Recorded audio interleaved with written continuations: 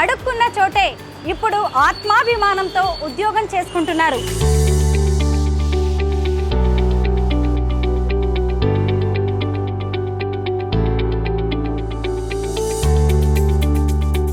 ఇద్దరు ట్రాన్స్జెండర్స్ శ్రీ ప్రేమ మానస అనే వాళ్ళు ట్రాఫిక్ అసిస్టెంట్స్ గా డ్యూటీ చేస్తున్నారు.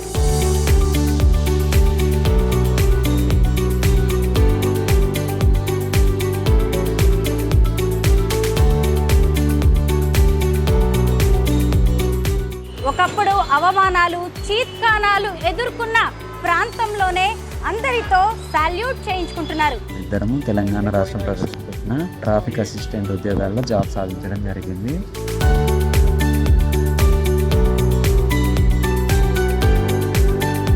ట్రాఫిక్ వాలంటీర్స్ గా ఈ డ్యూటీల్లోకి వచ్చారు. శ్రీ ప్రేమ ఓ రైతు. నేను ట్రాన్స్జెండర్ మహిళా రైతుగా ఉండడానికి చాలా గర్వపడుతున్నాను. అందరికీ నమస్కారం. నేను Swaroopa Potlapalli. Welcome to I dream.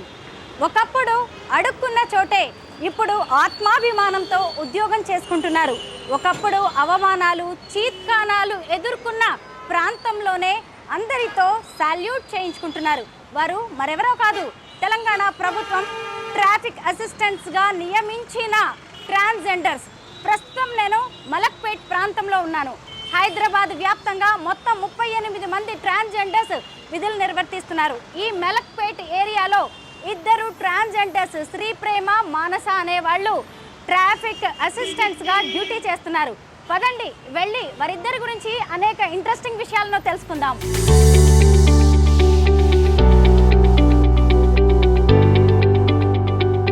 అక్కడ మానస, ఇక్కడ శ్రీ ప్రేమ ట్రాఫిక్ అసిస్టెంట్స్గా డ్యూటీ చేస్తూ ఉన్నారు.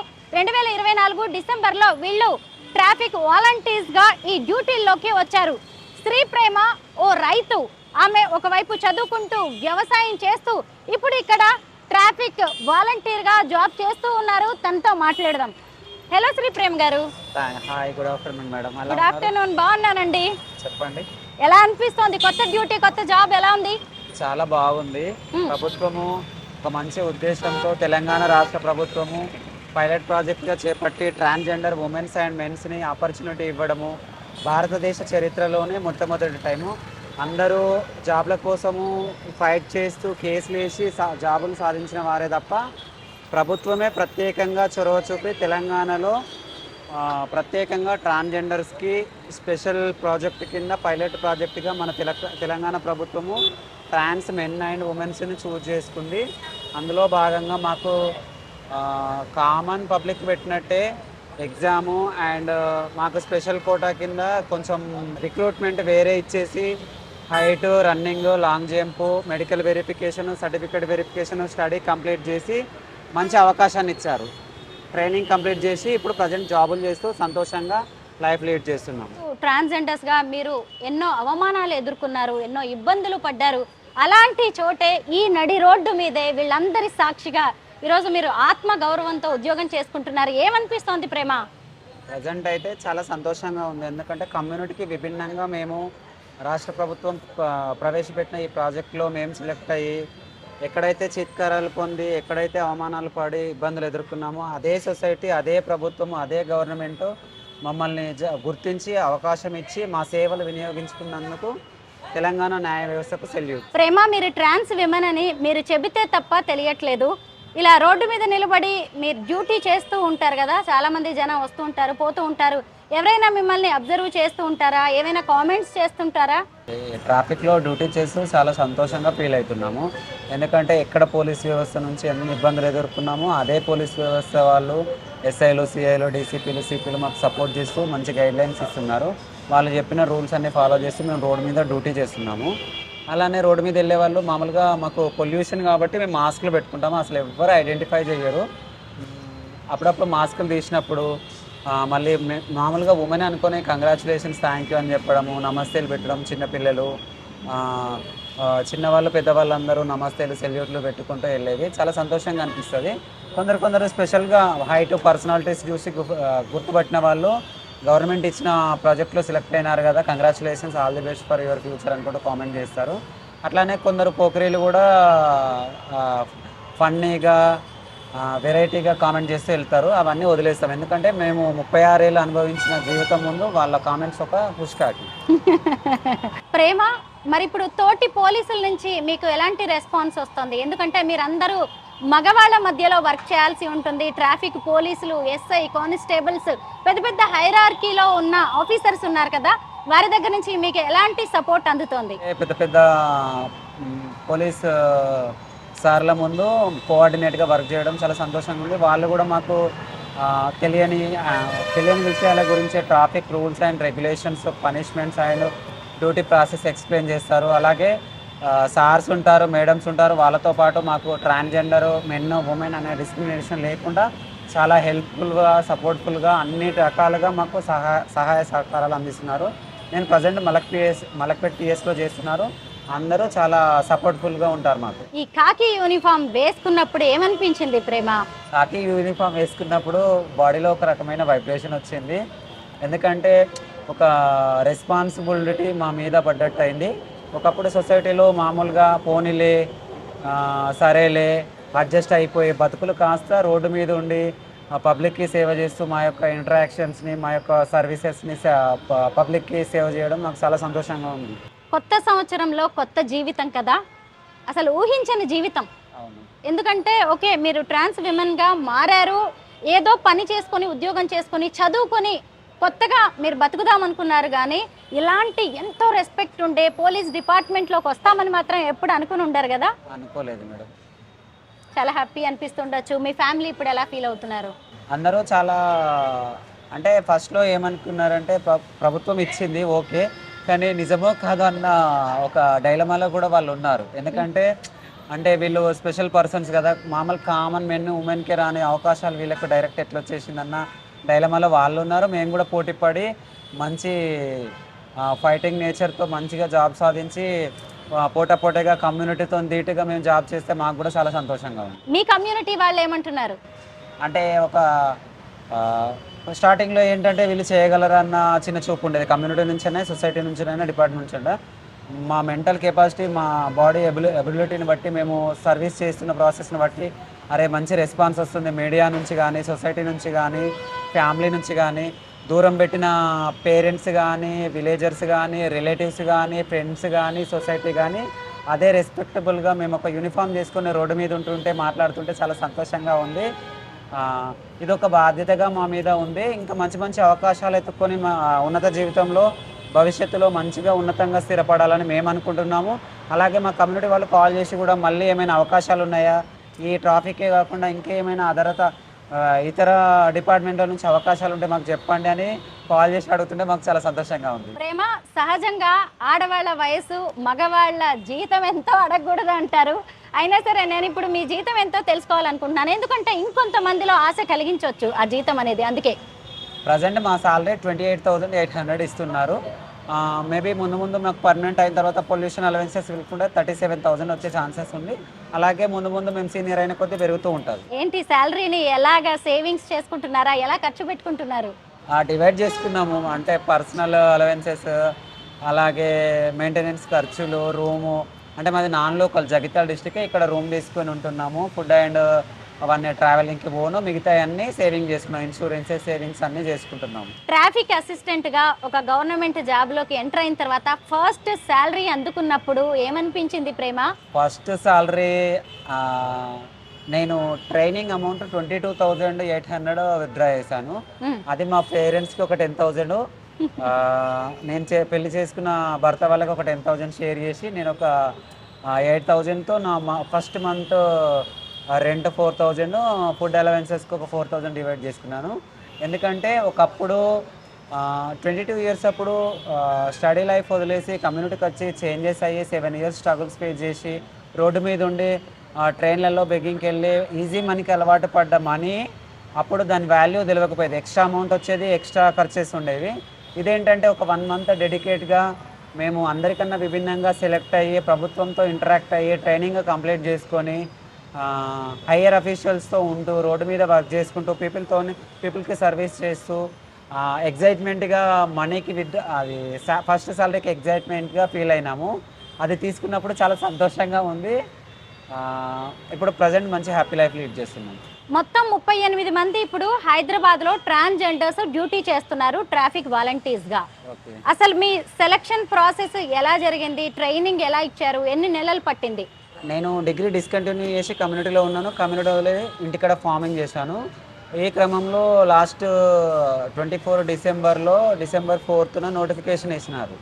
అంటే 18 ఇయర్స్ టు 14 ఇయర్స్ ఉండే మినిమం 10th క్లాస్ అయిపోయి సర్టిఫికెట్లు అంటే కలెక్టర్ ఇచ్చిన ట్రాన్స్జెండర్ ఐడి కార్డులు, ఆధార్ కార్డులు, బ్యాంక్ అకౌంట్లు ఉన్న వాళ్ళకి హైట్ అండ్ పర్సనాలిటీ రన్నింగ్ అవన్నీ పెడుతూ ప్రాసెసింగ్ కోసం నోటిఫికేషన్ వేసినారు. నేను అనుకోలేదు అసలు సెలెక్ట్ అవుతానా కాదా, ఎంతమంది వస్తారని. పొలాన్ని అటు పక్కన మా పేరెంట్స్కి అప్పయిపోయి వచ్చేసాను. ఆన్ ద డే ఎంబడే height, running, high jump, long jump, shot put, running, medical టెస్టులు అన్నీ అయిపోయినాయి. ఒక 15 days ఓషా మహల్ ట్రాఫిక్ ట్రైనింగ్ అకాడమీలో మాకు ట్రైనింగ్ ఇచ్చినారు. మినిమం 1 month లోపల మమ్మల్ని పిఎస్కి అలాట్ చేసినారు. నేను తెలంగాణలో మలక్పేట్, హైదరాబాద్ ట్రాఫిక్ డిపార్ట్మెంట్లో మలక్పేట్ పోలీస్ స్టేషన్ చూస్ చేసుకుని ప్రజెంట్ విధులు నిర్వహిస్తున్నాను. మార్నింగ్ 7 to 2 వరకు మీరు డ్యూటీలోనే ఉంటారు కదా. ఇంత ట్రాఫిక్ రష్, పొల్యూషన్, జనము, వీటన్నిటిలో జాబ్ చేయడం కొంత ఇబ్బందిగానే ఉందా? ఎందుకంటే పోలీస్ డిపార్ట్మెంటే కొంచెం రిస్క్ అయినా కూడా మేము సొసైటీకి సేవ చేస్తూ పబ్లిక్కి సేవలు అందిస్తున్నాం కాబట్టి చేయాలి. ఇది ఒక రెస్పాన్సిబిలిటీతో కూడిన 24 hours జాబు. ఈ పొల్యూషన్లో ఉండడము, జనాల్లో ఉండడము, నాయిస్లో ఉండడము చాలా ఇబ్బందే. కాకపోతే బాడీ పెయిన్స్ వస్తాయి, నిలబడి పెయిన్స్ వస్తాయి. అలాగే పొల్యూషన్ వల్ల లోపల లంగ్స్, లివర్స్ కూడా డ్యామేజ్ అవుతాయి. ఇది ఒక రెస్పాన్సిబిలిటీతో కూడిన జాబు. ప్రభుత్వం ప్రత్యేకంగా మాకు అవకాశం ఇచ్చినప్పుడు మేము వినియోగించుకోవడం వల్ల భవిష్యత్తులో మాలాంటి ట్రాన్స్జెండర్స్కి, పిల్లలకి, నెక్స్ట్ జనరేషన్ వాళ్ళకి మంచి అవకాశాలు వచ్చే ఛాన్సెస్ ఉంది. ఖచ్చితంగా ఇంకా ముందు మంచి భవిష్యత్తును కావాలని కూడా మేము కూడా అనుకుంటున్నాం. ప్రేమ, అసలు ట్రాన్స్జెండర్స్ అంటేనే సొసైటీలో ఇప్పటికీ కూడా చాలా డిస్క్రిమినేషన్ ఉంది. చాలా చిన్న చూపు కూడా చూస్తూ ఉంటారు. అయితే మీరు ట్రాఫిక్ వాలంటీర్స్ అయ్యారు, ఇప్పుడు చాలా గౌరవప్రదమైన వృత్తిలో ఉన్నారు మీరు. ఇప్పుడు మీరు చెప్పాల్సింది ఏంటంటే, ఒకప్పుడు ఇదే ట్రాఫిక్ సిగ్నల్స్, ఇదే మెయిన్ రోడ్లు చూసినప్పుడు ఎక్కువగా హిజ్రాలు, థర్డ్ జెండర్ వాళ్ళు బెగ్గింగ్ చేస్తూ, కలెక్షన్ చేస్తూ, ఇదే షాపుల్లో దౌర్జన్యం చేస్తూ కనిపించేవారు. మీరు ఆ కమ్యూనిటీకి చెందినవారు. ఈరోజు ఇంత రెస్పెక్టబుల్ పొజిషన్లో మీరున్నారు. మీ కమ్యూనిటీకి ఏం చెప్తారు? అంటే మా community transgender women and men కమ్యూనిటీలో ఎంతమంది ఉన్నప్పటికీ ఉమెన్స్కి ఏమో ఫైనాన్షియల్గా సెటిల్ అవ్వడం ఇబ్బంది అవుద్ది, మెన్స్కి ఏమో ఫ్యామిలీ యాక్సెప్టెన్స్ అట్లా ఇలా ఇబ్బంది అవుద్ది. ఎంతైనా కూడా గవర్నమెంట్ చొరవ చూపెట్టి ప్రభుత్వ న్యాయ సంస్థలు, సుప్రీంకోర్టులు, హైకోర్టులు జడ్జిమెంట్లు ఇచ్చినప్పటికీ ఏ రాష్ట్ర ప్రభుత్వాలు ఎడ్యుకేషన్, ఎంప్లాయ్మెంట్, హౌసింగ్, హెల్త్ స్కీమ్లలో అవకాశాలు ఇవ్వకపోవడం వల్ల పురాతన కాలం నుంచి ట్రైన్లలో అడుక్కోవడము, సిగ్నల్స్ దగ్గర అడుక్కోవడము, షాప్ల ముందు బదాయిలు తీసుకోవడము, పెళ్ళిళ్ళు అయితే వెళ్ళి రావడము, అలాగే ప్రాస్టిట్యూషన్ చేయడము, ఇట్లాంటి ప్రొఫెషన్సే ఉండేవి. ఇప్పుడు ఏంటంటే ప్రభుత్వం చొరవ చూపించి మనకు అవకాశం ఇచ్చినప్పుడు మనం ఆ అవకాశాన్ని వినియోగించుకోవాలి. ఆ అవకాశంలో ప్రప్రథమంగా నేను వినియోగించుకొని ఫస్ట్ ప్రాజెక్ట్లో, పైలట్ ప్రాజెక్ట్లో సెలెక్ట్ అయ్యి జాబ్ చేయడం నాకు చాలా సంతోషంగా ఉంది. అలాగే ప్రభుత్వం కూడా మున్ముందు మంచి అవకాశాలు మాకు ఇచ్చి వెన్నుతట్టాలని రిక్వెస్ట్ చేస్తున్నాము. ఈ తెలంగాణ ప్రభుత్వమే కాకుండా ఇతర రాష్ట్రాలు అలాగే కేంద్ర ప్రభుత్వం కూడా చొరవ చూపెట్టి అన్ని రంగాలలో మాకు అవకాశాలు ఇవ్వాలని కోరుకుంటున్నాము. అలాగే మా కమ్యూనిటీ వారు మెల్లమెల్లగా చదువుకున్నప్పటికీ చదువు వినియోగించుకొని మళ్ళీ చదువుకుంటూ ఇప్పుడు మళ్ళీ నెక్స్ట్ ఇచ్చే అవకాశాలలో అంటే ఉద్యోగాలలో, ఉపాధి అవకాశాలలో, చదువులో అవకాశాలన్నీ వినియోగించుకొని అన్ని రంగాలలో మహిళలకు, పురుషులకు ధీటుగా మనం కూడా సొసైటీకి సేవ చేసి మన జీవితాన్ని ఉన్నతంగా తీర్చిదిద్దుకోవాలని వేడుకుంటున్నాము. ప్రేమ, ఇప్పుడు మీ పర్సనల్ లైఫ్ గురించి చెప్పండి. అసలు ఎవరి ప్రేమ? మీ డెడ్ నేమ్ ఏంటి? ఎక్కడ పుట్టారు? ఎక్కడ పెరిగారు? మాది తెలంగాణ రాష్ట్రము, ఒక పల్లెటూరు అమ్మాయిని.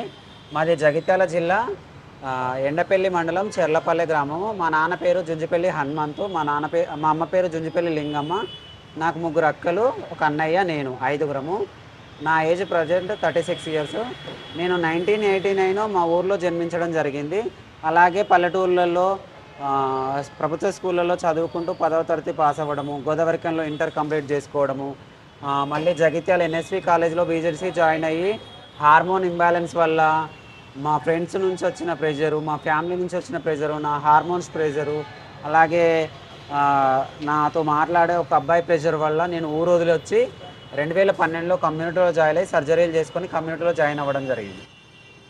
మరి పేరెంట్స్ ఏమన్నారు? మీరు ఇలా ట్రాన్స్జెండర్గా ట్రాన్స్ విమెన్గా మారడం, అప్పటి వరకు ఒక అబ్బాయిగా కొడుకుగా ఉన్నారు, ఒకేసారి అమ్మాయిలా మారుతాను అంటే పేరెంట్స్ నుంచి ఎలాంటి రెస్పాన్స్ వచ్చింది ప్రేమ? అంటే మారుతా అంటే ఏ తల్లిదండ్రులు ఒప్పుకోరు. ఒక అబ్బాయి అమ్మాయిగా మారుతుందంటే ఏ తల్లిదండ్రులు ఒప్పుకోరు. మా తల్లిదండ్రులు కూడా అలానే చేశారు. 2012లో నేను డిగ్రీ సెకండ్ ఇయర్ డిస్కంటిన్యూ అవుతూ కొంచెం వేరే అబ్బాయితో సోషల్ ప్రాబ్లం వల్ల ఊరు వదిలేసి కమ్యూనిటీలో జాయిన్ అవ్వడం జరిగింది. చేయకుండా వచ్చినాము. ఎందుకంటే చెప్తే యాక్సెప్ట్ చేయరు, దేనికి సపోర్ట్ చేయరు. అప్పుడున్న 2012లో ఉన్న పరిస్థితులు వేరు, ఇప్పుడు 2025లో ఉన్న పరిస్థితులు వేరు.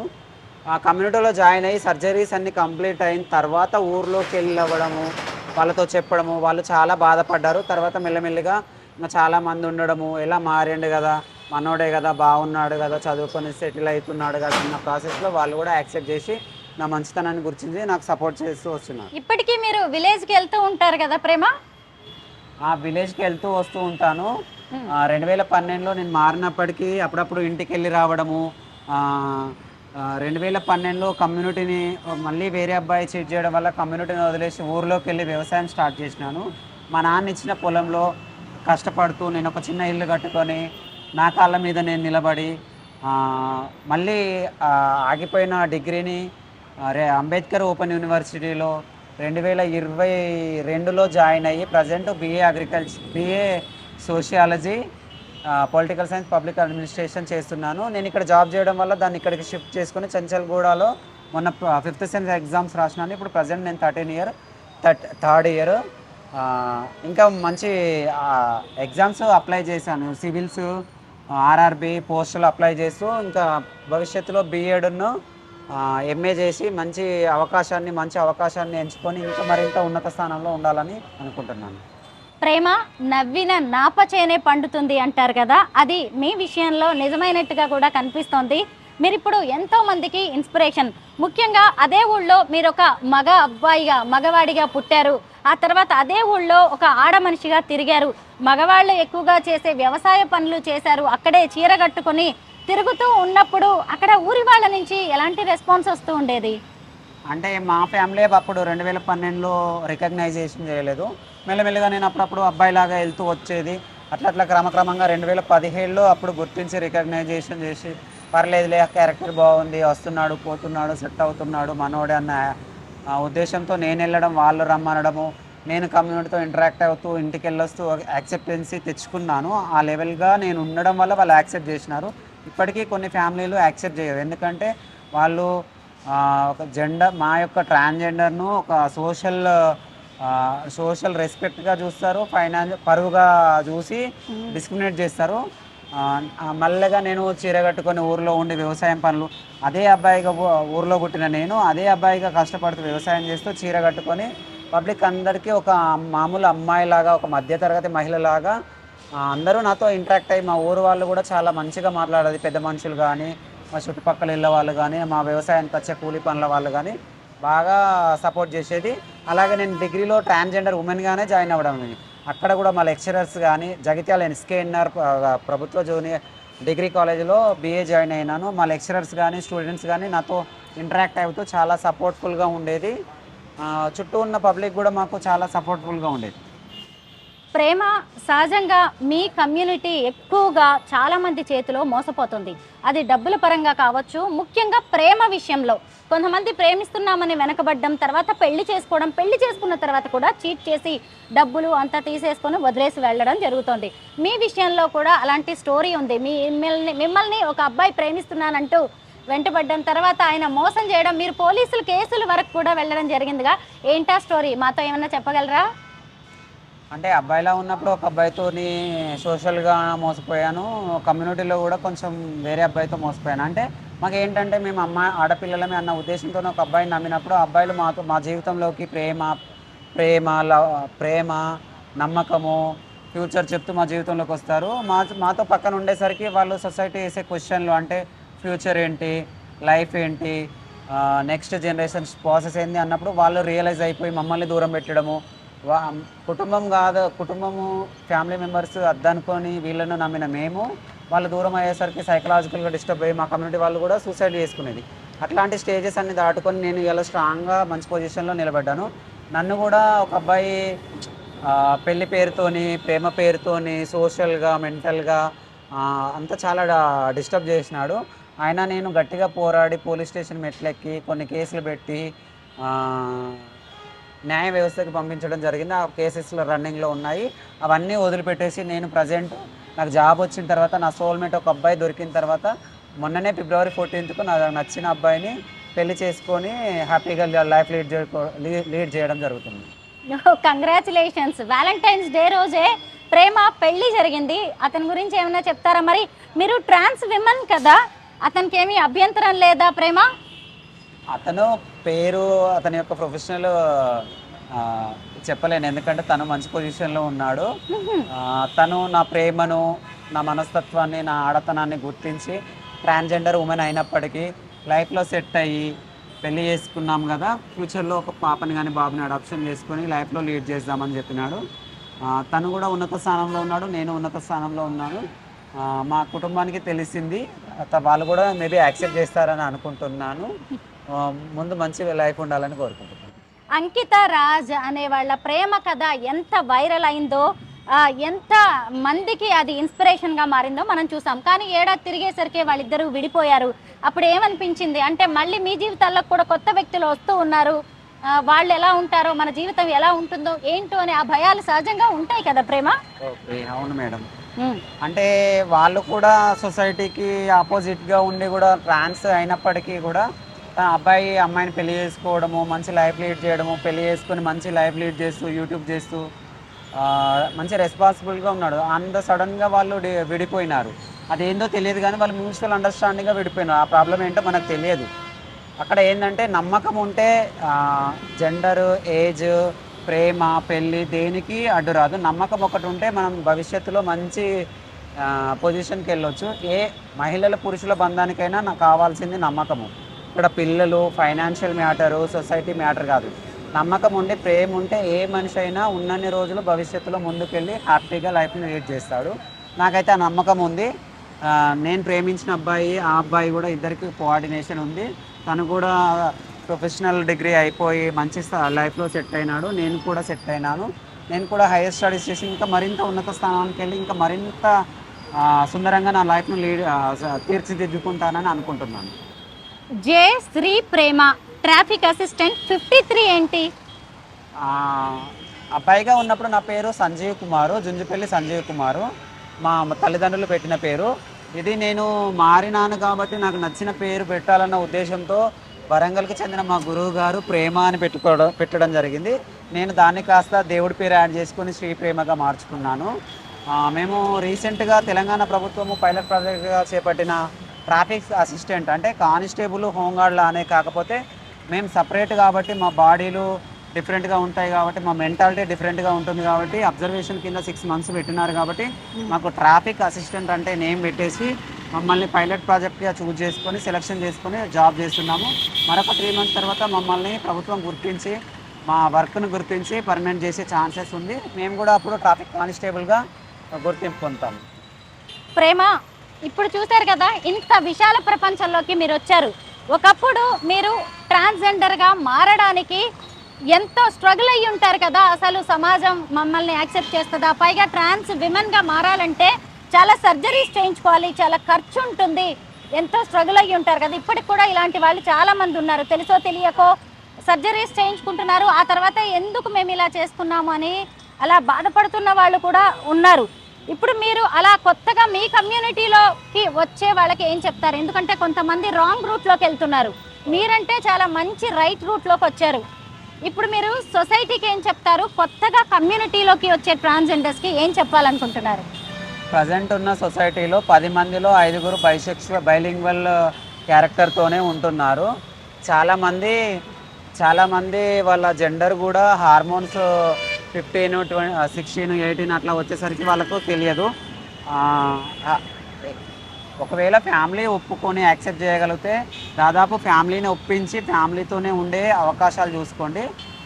కమ్యూనిటీలోకి వచ్చినా కూడా బెగ్గింగ్ ప్రాస్టిట్యూషను చేయకుండా మంచిగా చదువుకొని ఉన్నత స్థానంలో ఉండి తల్లిదండ్రుల పేరు, మన పేరు, దేశం పేరు నిలబెట్టాలి. అలాగే పిచ్చిగా సర్జరీలు చేయించుకొని పిచ్చిగా కమ్యూనిటీలో ఉండి పిచ్చి పిచ్చి పనులు చేస్తూ జీవితాలు లీడ్ చేసే కన్నా అదే అబ్బాయిగా ఉండి ఫ్యామిలీని ఒప్పించి పర్సనల్ లైఫ్ను తీర్చిదిద్దుకొని ప్రభుత్వాలు కూడా సపోర్ట్ చేస్తున్నాయి. హెల్త్ ఇన్సూరెన్స్ ఇస్తూ సర్జరీలు, టాప్ సర్జరీలు, బాటమ్ సర్జరీలు, వాయిస్ చేంజ్ సర్జరీలు అన్నీ వచ్చేసినాయి అప్డేటెడ్. ఫస్ట్ ఫ్యామిలీని ఒప్పించి స్టడీ కంప్లీట్ చేసుకొని ఫైనాన్షియల్గా సెటిల్ అయ్యి మంచి లైఫ్ను లీడ్ చేయాలని కోరుకుంటున్నాను. ఎట్లాంటి చిల్లర స్టెప్పులు తీసుకొని చిల్లరగా జీవితాన్ని తీర్చుకోవద్దు, మంచి జీవితాన్ని తీర్చిదిద్దుకోవాలని వేడుకుంటున్నాను. ఒకప్పుడు ఇదే ట్రాఫిక్ సిగ్నల్స్, ఇదే షాపులు చూసినప్పుడు హిజ్రాలు ట్రాఫిక్ని, వెహికల్స్ని ఆపి డబ్బులు కలెక్షన్ చేయడం, షాప్స్లోకి వెళ్ళి దౌర్జన్యం చేయడం లాంటివి కనిపించేది. అలాంటి చోట మీరు ఒక అద్భుతమైన ప్లేస్లో ఉన్నారు, ఒక గౌరవపదమైన ప్లేస్లో ఉన్నారు, ఎంతో మందికి ఆదర్శప్రాయంగా నిలిచారు. Thank you so much Shri Prema and all the best to you. Thank you madam.